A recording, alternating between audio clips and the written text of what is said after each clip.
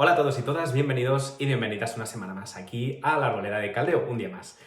En esta ocasión tengo el placer de traeros al canal una colaboración, la primera colaboración que hacemos aquí en el canal, y en esta ocasión es con Mundo Arcano. Hace poquito que se ha abierto un canal de YouTube, tiene vídeos muy interesantes y os aconsejo que os paséis, después de ver este vídeo que nos ha preparado para nosotros, que os paséis por su canal, os suscribáis y le demos entre todos muchísimo apoyo y mucho amor, ¿vale? Entonces, nada más, os dejo con el vídeo que nos ha preparado Mundo Arcano y espero que lo disfrutéis.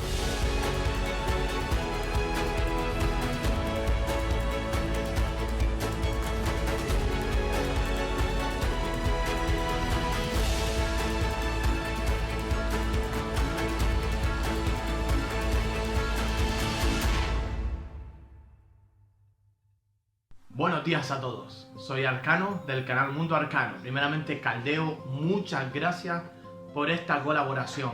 Estoy muy contento de poder grabar un vídeo donde hablaré del inicio de la civilización que dio pie a tu nombre.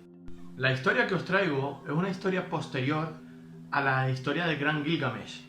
Esta historia está datada aproximadamente del 1000 años antes de la Era Común, o sea, hace 3000 años.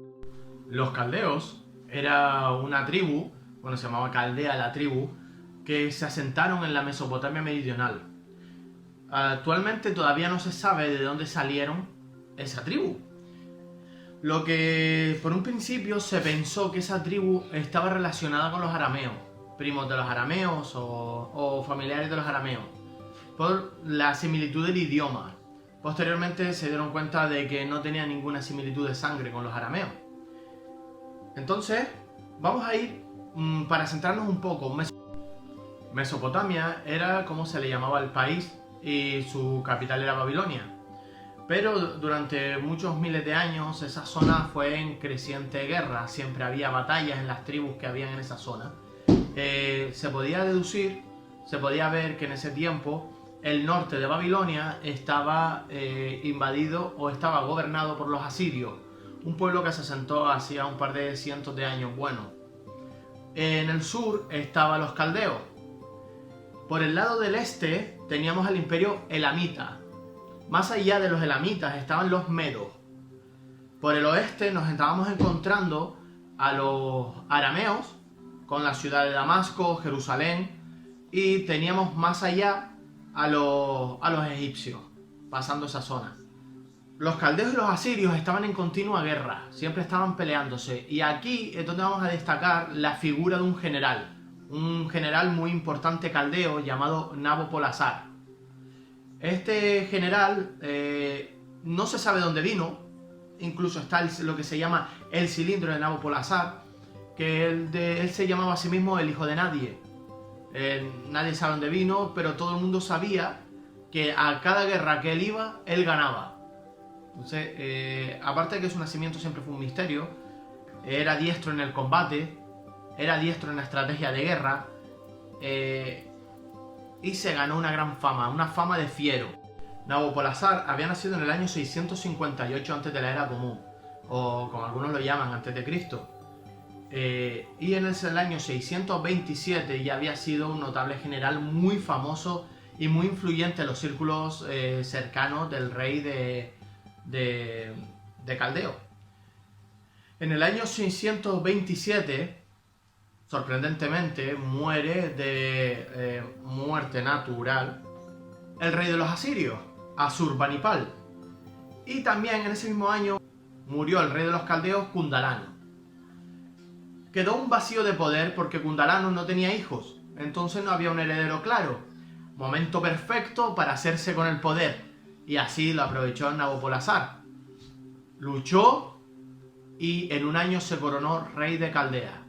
Algo que no había pasado en la historia de Mesopotamia, porque la forma de llegar al trono eran de dos maneras. O matando al actual regente a través de una guerra, un golpe de estado, o siendo hijo del anterior regente. Pero este caso fue un rey decidido por el pueblo. Se hizo rey de Caldeo y aprovechó la ocasión para devolverle a los elamitas unas estatuas sagradas de su ciudad de Susa, que había sido robada por los caldeos. Históricamente, los caldeos y los elamitas habían sido aliados, pero había habido una confrontación donde los caldeos se habían adueñado de estatuas sagradas de los elamitas. Pero Nabopolassar lo que quería era sellar otra vez una alianza con los elamitas, con lo cual, en el momento en que se hizo rey, se presentó en la ciudad de Susa y llevó las estatuillas al rey de los elamitas, forjando de nuevo una alianza continua entre los elamitas y los medos. Y los caldeos, perdón. Los caldeos, como había dicho, estaban en continua guerra con los asirios. Entonces aprovecharon esta alianza de los caldeos y los elamitas para formar un ejército común y atacar a los asirios. Pues Nabopolassar y el ejército caldeo y junto con el elamita subieron por el río Tigris para ir hasta la ciudad de Asir, una de las ciudades claves e importantes del imperio asirio, donde residía el rey. Después de la muerte del rey, pues hubo otro rey que de los asirios, el hijo del anterior rey, y sitiaron los elamitas y los caldeos, sitiaron la ciudad por días, pero fueron repelidos. ¿Sabéis por quién? Por el ejército de los asirios y por el ejército de los egipcios, aliados de los asirios, con su faraón Psamético I, el primer faraón de la dinastía Saita. Derrotados, los elamitas regresan a su hogar, pero habían dado todo el ejército que tenían para derrocar a los asirios, porque así se habían acordado Nabopolassar y el rey de los elamitas de dividirse a Siria, a medias, entre los elamitas y los caldeos. Pero perdieron la guerra, con lo cual el ejército elamita fue diezmado. Los elamitas quedaron sin defensa y un imperio al este de los elamitas se aprovecharon, del imperio de los medos. Aprovecharon esta ocasión e invadieron la ciudad de Susa y ganaron. En este momento, Nabopolassar, pues no se dice en las fuentes originales, no se dice si Nabopolassar no supo esta invasión o simplemente no luchó. En las tablas tanto asirias como caldeas hay 7 años de franja, una franja de 7 años que no sabemos qué ocurrió.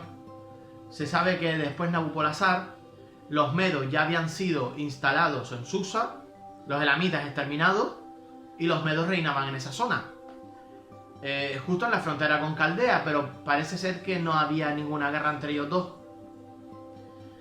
Pero los medos sí estaban en guerras con los asirios, con lo que los medos, con todo el ejército medo, fueron rápidamente para conquistar a los asirios y sitiaron la ciudad de Asir y la conquistaron. Pero toda esta historia llegó a oídos de Nabopolassar, que quería aprovechar la oportunidad de también invadir Asir. Cogió el ejército de los caldeos y subió rápidamente hasta Asir, pero llegó unos días más tarde de la conquista de los medos. Lo único que le quedaba hacer era pactar con los medos, porque recordemos que ahora por el oeste los medos habían conquistado lo que era la antigua Elam, que ahora era medo, y por el norte estaban también sitiados por los medos, o sea, solo quedaban los caldeos en el sur. Pues Nabopolassar selló un pacto con Quasari, el rey de los medos. Y sellaron el pacto, ¿sabéis cómo? Como bien se sellan los pactos en esos tiempos, casando a tu hija con el hijo del otro rey. Y así pasó. La hija de Quasari, rey de los medos, se casó con el heredero de Nabopolassar, Nabucodonosor, el heredero al trono de los caldeos. Con este ejército formado, fueron hasta derrotar las últimas resistencias del imperio asirio, porque los asirios iban reuniéndose a las pequeñas focos de resistencia en diferentes ciudades. Entonces quedó un foco de resistencia en la ciudad de Nínive. Entonces este ejército, el ejército de los medos y los caldeos, fueron directos hasta Nínive, destruyeron la ciudad, destruyeron templos, los saquearon. Y el pequeño foco que quedó se fue hasta Harrán. el último foco de los asirios, donde el rey de los asirios, el último rey de los asirios, se quedó allí, junto con un ejército de egipcios, el último ejército de egipcios que quedaba, que le había dado el faraón de Egipto. Faraón fue un poco más inteligente y no envió todo el ejército que él disponía. No hicieron como hizo los medos, que se quedaron sin ejército, perdón, los elamitas, que se quedaron sin ejército y los medos los conquistó. Faraón envió una parte del ejército que se quedaron en Harran y ya se retiraron y volvieron a Egipto. Dejaron a los últimos que quedaban de la resistencia asiria y al rey asirio, dando así muerte al rey de los asirios, al último rey de los asirios, con lo cual el imperio asirio había sido destruido completamente. Y cuando Nabopolassar abdicó, porque ya se encontraba mayor, edad avanzada, enfermo, entonces abdicó la corona en su hijo Nabucodonosor. Nabucodonosor, recordemos que estaba casado con la hija del rey de los Medos, también la heredera, con lo cual Mesopotamia fue completamente unificada en un solo reino, el reino de los caldeos, con su capital en Babilonia. Aquí hay otras historias que se perdieron un par de años de varias guerras que hubieron, pero bueno, Nabopolassar murió de edad avanzada el 15 de agosto del año 605 y se quedó con el trono, recibió una sepultura de honor, obviamente, y ya el imperio se quedó completamente en su hijo Nabucodonosor, con un imperio unificado en un solo reino, un gran imperio, el imperio caldeo, que se le llamó el imperio neobabilónico. Los caldeos ya perdieron el nombre porque Caldea era la ciudad, era una ciudad donde tenían su capital en Ur. Bueno, pues se puede decir que Caldeo era un pueblo que estaba sentada en esa zona meridional de Mesopotamia con su ciudad en Ur. Se llamaba Ur de los Caldeos, que precisamente allí es donde nació Abraham, el patriarca de las religiones abrahámicas. De ahí nació la cultura islámica, cristiana y judía. Porque recordemos que Abraham era el padre de las multitudes. Abraham fue el inicio de las grandes religiones. Y él nació en Ur de los Caldeos, cuando aún era caldeo. Lo que pasa es que después se instaló en otra zona, en Canaán. Y bueno, esta es otra historia que ya os traeré en otro vídeo. Pues, al final, una bonita historia como un gran general, un hombre que no se sabe dónde nació, llegó a ser capitán del ejército de los caldeos, general del ejército de los caldeos, rey de los caldeos, y se convirtió en el rey de Mesopotamia. Aunque bueno, realmente fue su hijo quien se convirtió en la Mesopotamia unificada, dando así el imperio neobabilónico. E instauraron lo que se llamó la religión única, una religión donde estaba jerarquizada por dos tipos de personas. Por un lado tenemos a los sabios sacerdotes, diestros en ciencias, astronomía, matemáticas, medicina. Y después tenemos a los que se denominaban los brujos o los magos. Los magos que tenían el poder de intervenir por ejemplo, en la meteorología, podían intervenir en la meteorología. Ellos llamaban la ciencia del porvenir, practicaban la adivinación. Dentro de los magos había dos clases, lo que se llamaban los brujos blancos o los magos blancos y los brujos negros o magos negros. La magia negra estaba prohibida. Magia negra, dícese amarres, maleficios, todo aquel que explotara las pasiones inadecuadas del humano, se le llamaba así. Y estaba prohibido en Caldeo, pero aún así se seguía practicando. Y después teníamos a los magos blancos, los que practicaban pues adivinación, astrología y todo este tipo de magias. Hasta aquí la historia de hoy, la historia de la fundación de Caldeo, la historia de la fundación del imperio neobabilónico. Y, sin más, espero que os haya gustado y si es así, dadle mucho cariño a este vídeo.